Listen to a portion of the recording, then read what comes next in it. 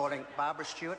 Thank you, Mr Chair. I rise to speak on behalf of New Zealand First to the financial review of the New Zealand Tourism Board.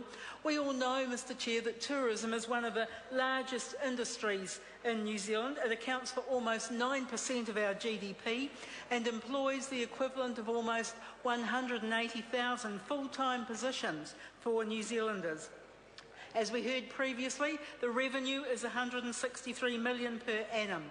However, despite New Zealand priding itself on the basis of being a wonderful tourist destination, we're actually slipping behind. And it was mentioned in the weekend papers. The New Zealand Herald headline, "New Zealand's tourism cash cow is going dry," says the report.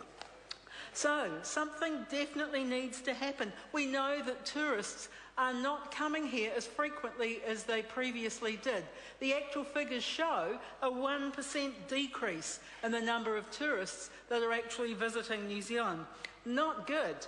Tourists from Australia, Britain, Germany and the US have all fallen in the last year. All of these tourists who always saw New Zealand as a wonderful destination are now suddenly not so sure. We're not seen now as a must-see destination, which is where we actually should be. We can't use the global financial crisis as a scapegoat for this industry's poor performance. In reality, the problem is far more complex. Both Australia, Britain, Germany and the US, they're all doing well to get through this financial crisis. We know that Germany's the powerhouse of Europe. The Australian economy is growing as one of the fastest rates in the Western world, but tourism in New Zealand is actually lagging due to a lack of advocacy. With the Prime Minister holding the tourism portfolio, who would have thought that this would have been the case? It comes down to a lack of advocacy, and it's basically costing New Zealand employers and employees alike. Remember last year when the UK decided to increase their departure tax to New Zealand? The Tourism Minister, John Key, took great offence at that. He said he'd be having stern words with his mate David Cameron over in the UK. What came of these discussions?